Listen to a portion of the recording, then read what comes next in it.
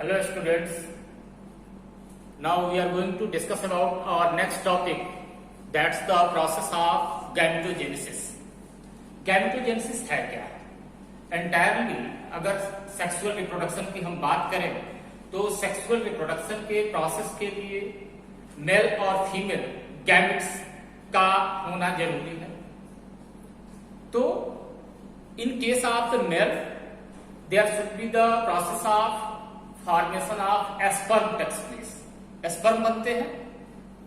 In case of the female body there will be the formation of the ovum. अब ये दोनों structure male और female gametes में respectively बनते हैं। तो गैमेटोजेनेसिस को हम क्या डिफाइन कर सकते हैं? Gametogenesis that is the process of the formation of gametes from the undifferentiated cells of the gonads. Gonads में इन दोनों स्ट्रक्चर्स का फॉर्मेशन होगा और इनके फॉर्मेशन के बाद प्रोसेस होगी एस्पर्म के ट्रांसफर होने के, गैमेट ट्रांसफर होने की प्रोसेस होती है। Then after the process of fertilisation takes place. तो ये एंटायरली प्रोसेस है, मैकेनिज्म है सेक्सुअल रिप्रोडक्शन का। तो आज हम लोग अपने पहले topic the process of spermatogenesis की बात करेंगे। That is the process of the sperm formation. Process of the formation of ovum क्या कहा जाता है? That is the process of the oogenesis। तो oogenesis हम नेक्स्ट वीडियो में बात करेंगे। इसमें हम बात कर रहे हैं एस्पर्मेटोजेनेसिस। एस्पर्मेटोजेनेसिस की प्रोसेस कहां होगी, कैसे होगी और कितने देर में होगी, कितना टाइम लगेगा और इसमें क्या क्या चेंजेज आएंगे, ये सारी बातें हम लोग डिस्कस करेंगे। तो इधर हम डिस्कस करना शुरू करें इसके पहले थोड़ा सा हम इसको देख लें कि दिस स्ट्रक्चर हमने एक छोटा सा सेक्शनल पोर्शन यहां डिमॉन्स्ट्रेट किया है सेमिनिफेरस ट्यूबुल्स का।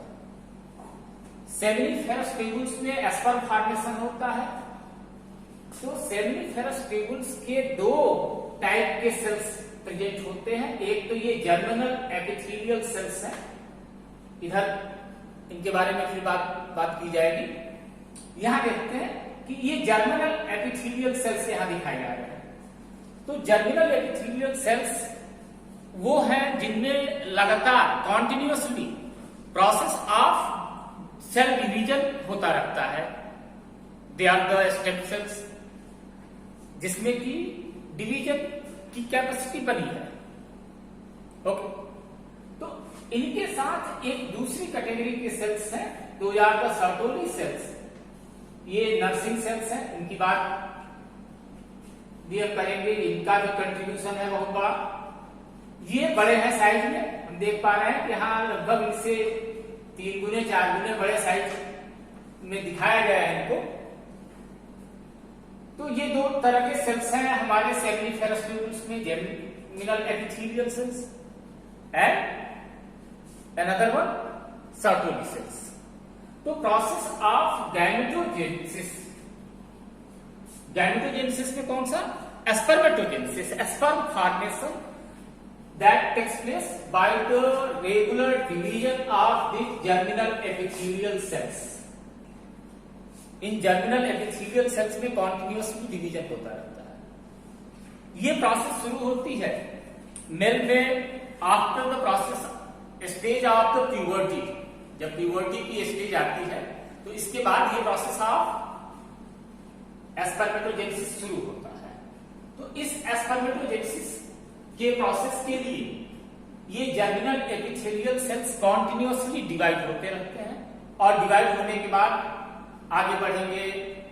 ये प्राइमरी स्पर्मेटोसाइट्स बनेंगे, सेकेंडरी स्पर्मेटोसाइट्स बनेंगे और finally that should be turned into the form of the spermatozoa. तो ये प्रोसेस है। कलेक्टिवली अगर हम बात करें तो एंटायर प्रोसेस को 3 मेन स्टेप्स में हम डिवाइड करते हैं। First one that is the first phase of the multiplication. इस मल्टीप्लीकेशन फेज में ये जर्मिनल एपिथेलियल सेल्स का कंटिन्यूअस डिवीजन होता रहेगा। रैंडम पैटर्न में ये एपिथेलियल सेल्स डिवाइड होती रहती हैं और नई नई सेल्स बनती जाएंगी। उन्हीं सेल्स में से कुछ एक सेल, जैसे हमने ये डायग्राम में हम लोगों ने डिमॉन्स्ट्रेट किया है कि यहाँ पर 4 सेल्स हैं और 4 में से एक सेल को हम लोगों ने इधर ले आया है। तो एक कोई सेल इस जर्मिनल एपिथेलियल सेल से की सेल्स मॉडिफाई होती है, उनमें ग्रोथ हो जाएगा और ऑलमोस्ट ये डबल साइज की हो जाती हैं। और डबल साइज की जब हो जाएगी then they have got the term of the primary spermatocyte।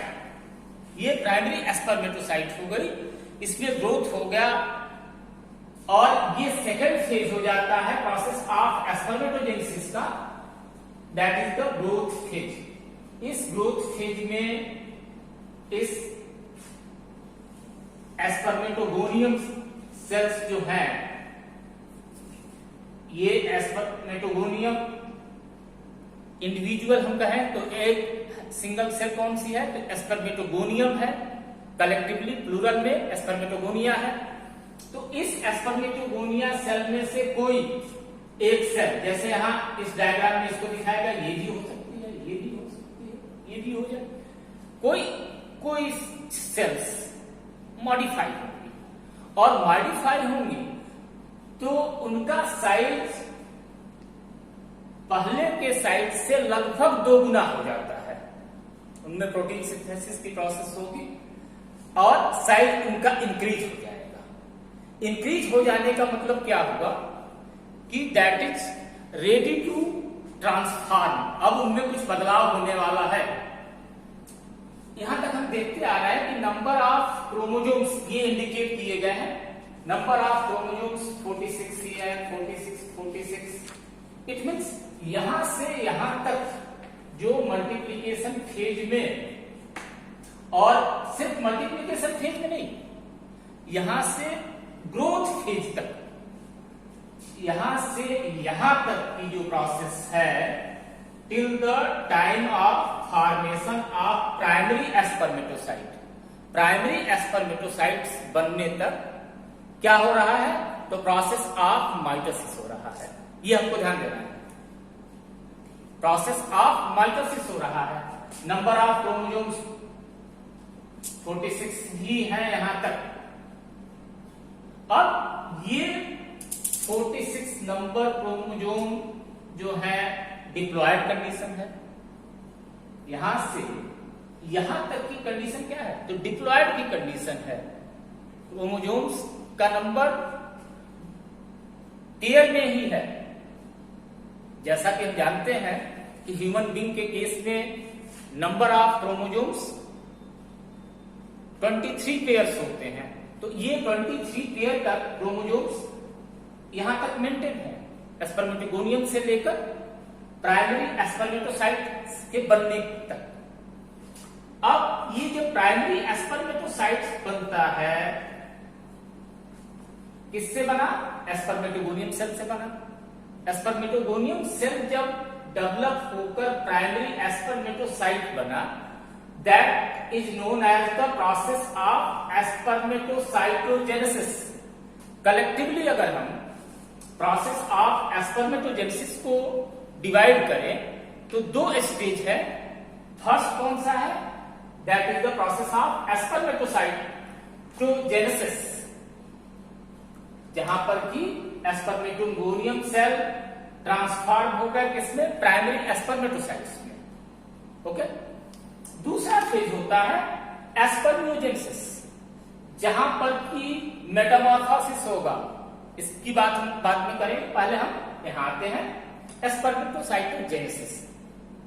Growth हो गया, प्राइमरी स्पर्मेटोसाइट्स बन गए। अब इन प्राइमरी स्पर्मेटोसाइट्स में चेंजेज आएंगे और यही चेंजेज ड्रास्टिक चेंजेज होंगे और that is the process of meiosis होगा। मियोसिस फर्स्ट होगा। मियोसिस फर्स्ट यहां पर हो रहा है जहां की प्राइमरी स्पर्मेटोसाइट्स डिवाइड हो रहे हैं और प्राइमरी स्पर्मेटोसाइट्स डिवाइड होंगे तो क्या होगा, सेकेंडरी स्पर्मेटोसाइट्स बन रहे हैं।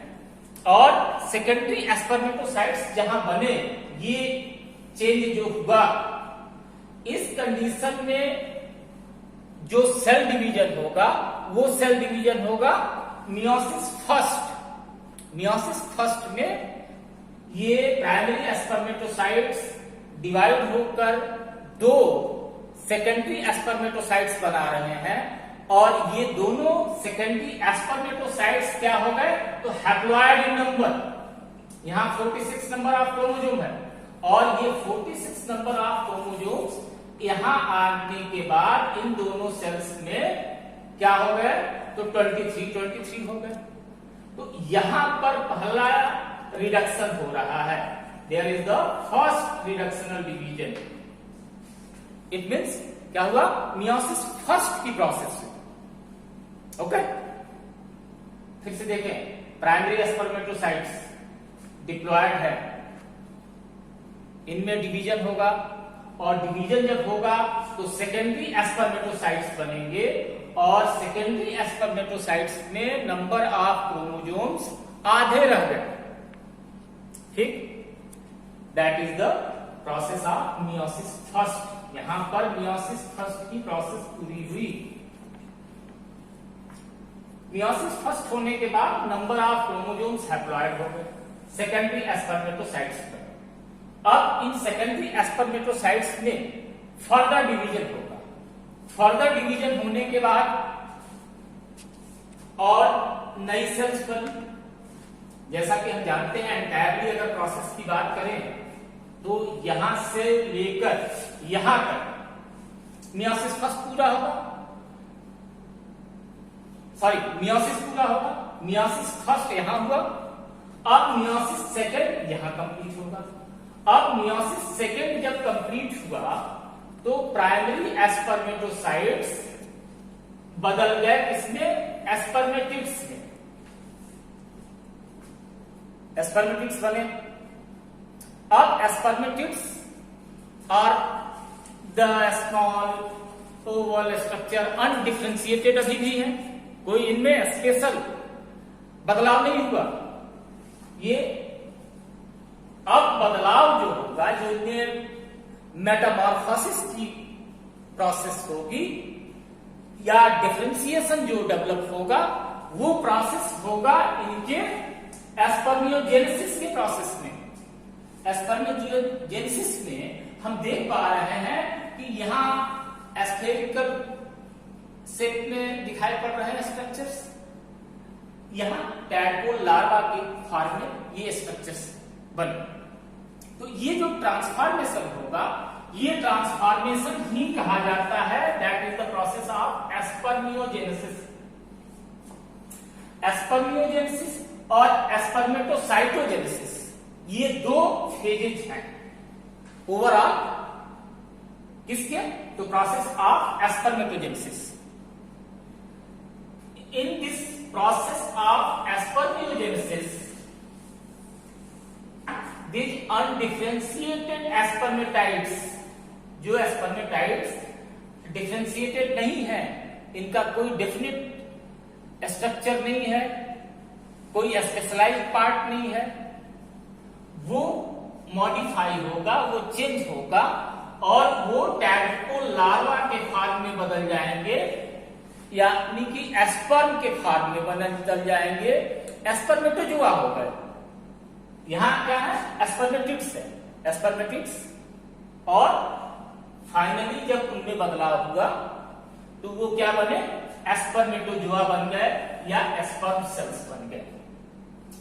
इस पूरे प्रोसेस को कलेक्टिवली दो मेजर पार्ट्स में हम डिवाइड करते हैं, जैसे कि हम पहले भी बात किए कि स्पर्मेटोजेनेसिस की प्रोसेस के दो स्टेज होंगे main.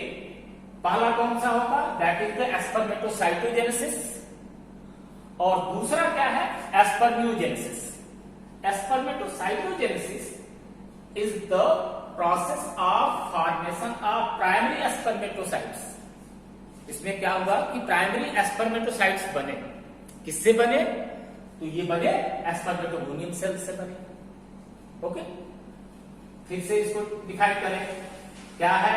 एस्पर्मेटोसाइटोजेनेसिस is the process of the formation of primary spermatocyte from the spermatogonium sales.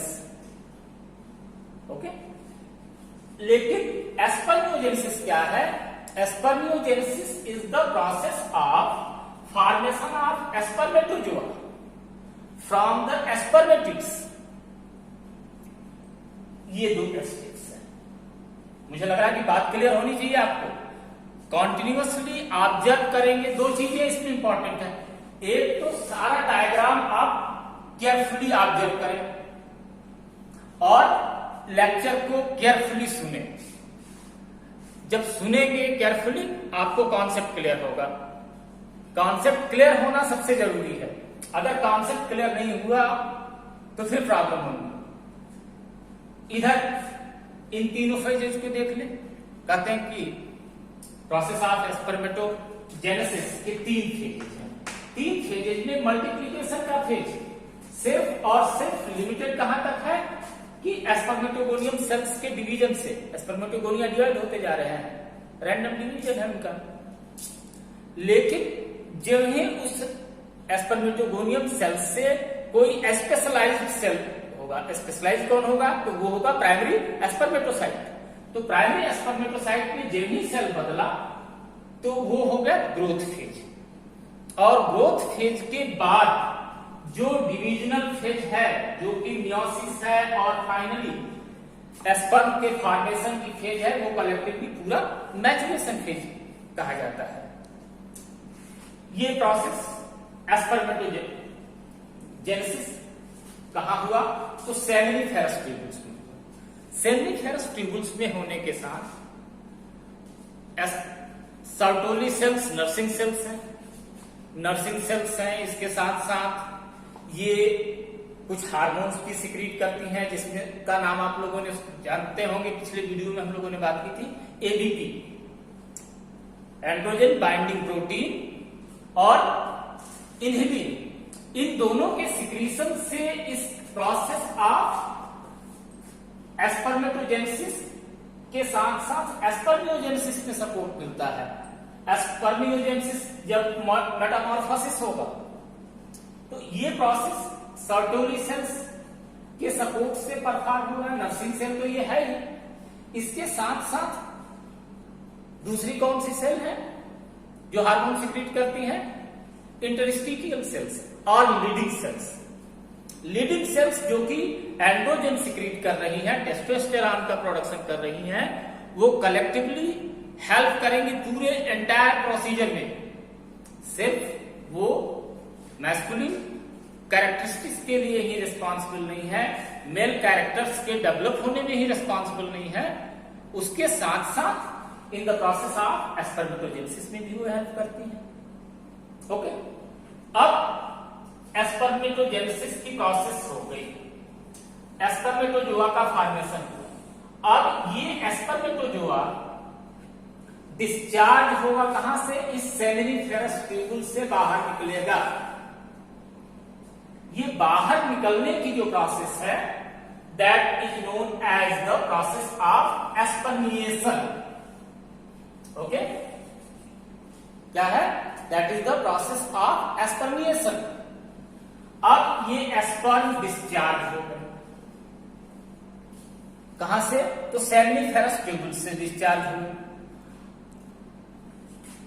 और ये ट्रांसफर हो जाएंगे कहां? तो एपिडिडाइमिस में रिटेस्टिस होके ये ट्रांसफर होंगे एपिडिडाइमिस में। वहां इनका मैचुरेशन होगा। मैचुरेशन होगा उसके बाद ये ट्रांसफर होंगे एस्पर्म डक्ट में, इजैकुलेटरी डक्ट में, फाइनली ये डिस्चार्ज होंगे यूरेथ्रा के थ्रू। तो at the time of a single ejaculation approximate 200 to 300 200 से 300 मिलियन एस्पर्म्स डिस्चार्ज होते हैं। और ये एस्पर्म जब ट्रांसफर होंगे, जब इंसेमिनेशन की प्रोसेस होगी, तो ये फीमेल जेनाइटेलिया में डिस्चार्ज होंगे और उसमें से कोई एक एस्पर्म प्रोसेस ऑफ फर्टिलाइजेशन को परफॉर्म कराएगा। एक एस्पर्म का स्ट्रक्चर हम देखते हैं। ये एस्पर्म डिस्चार्ज हुआ और ये एस्पर्म में जो कि एक गैमेट हो गया, ये नॉर्मल सेल से स्पेशल सेल हो गया। कौन सा? तो ये गैमेट हो गया और गैमेट ये कैसा है? तो हैप्लॉइड सेल। इस हैप्लॉइड सेल में की बॉडी को कलेक्टिवली 3 मेजर पार्ट्स में हम डिवाइड करते हैं। हेड हो गया, मिडिल पीस है या बॉडी है, और तीसरा रीजन है टेल। इस हेड रीजन में सबसे आगे फ्रंट रीजन पर एक स्ट्रक्चर होता है, that's called the acrosome. Acrosome का स्ट्रक्चर है। ये एक्रोसोम का स्ट्रक्चर बहुत स्पेशलाइज्ड होता है और ये प्रोसेस ऑफ फ्यूजन में सपोर्ट करता है। इससे लाइटिक एंजाइम्स डिस्चार्ज होते हैं जो कि ओवम के जोना पेलुसिडा रीजन को रप्चर करेंगे और उसमें इंटर करने में हेड रीजन को सपोर्ट करते हैं। ये हेड रीजन जो कि जेनेटिक मटेरियल को बियर किया, यहां पर जेनेटिक मटेरियल प्रेजेंट है। और एक बात इसमें हमको अभी और ध्यान देनी होगी कि ये मैच्योर नहीं हुआ है। दैट स्पर्म जो डिस्चार्ज हो गया, ये डिस्चार्ज होने के बाद भी कंप्लीटली मैच्योर नहीं होता। मैच्योर कब होगा? कंप्लीटली कैपेबल कब होगा? After the process of capacitation के बाद एक प्रोसेस होती है, that's the process of capacitation. ये कैपेसिटेशन की प्रोसेस बहुत इंपॉर्टेंट है स्पर्म के फंक्शनल होने के लिए। ये capacitation is the process of become capable of the sperm. अब ये कैपेबल कैसे होगा? तो इसके पास कुछ ग्लिसराइड्स और प्रोटीन्स इनको रिमूव करता है और तब जाकर ये स्पर्म कैपेबल होता है प्रोसेस ऑफ फर्टिलाइजेशन को परफॉर्म कराने के लिए। तो कैपेसिटेशन कब होगा? ये स्पर्म के फीमेल जेनाइटेलिया में डिस्चार्ज होने के बाद होता है, जिसमें कि फीमेल जेनाइटेलिया के डिस्चार्ज इस प्रोसेस को सपोर्ट करते हैं। ओके, तो वहां हम लोग आते हैं के बाद in the process of fertilisation को डिस्कस किया जाएगा, तब वो प्रोसेस को हम डिटेल में समझने की कोशिश करेंगे। अभी स्ट्रक्चर देखते हैं। नेक्स्ट ये नेक है। नेक स्ट्रक्चर हल्का सा डिप्रेशन है और इस पोर्शन में सेंट्रियोल्स हैं और ये सेंट्रियोल्स सिर्फ इस स्पर्म के प्रोसेस के लिए हेल्पफुल नहीं है। ये फीमेल, ये तो स्पर्म के स्ट्रक्चर में एक तो क्लीवेज फॉर्मेशन करेगा और जाइगोट बनने के पहले जब एग का मैचुरेशन वहां भी कंप्लीट नहीं हुआ होता है, उस प्रोसेस को कंप्लीट कराने के लिए ये सेंट्रियोल्स हेल्पफुल। ठीक, next portion, third important part, इसकी मेन बॉडी या मिडिल पीस। ये मिडिल पीस में माइटोकॉन्ड्रिया का एक्युमुलेशन बहुत ज्यादा होगा। ये माइटोकॉन्ड्रिया जो यहां प्रेजेंट है, ये माइटोकॉन्ड्रिया एनर्जी प्रोडक्शन का काम करते हैं।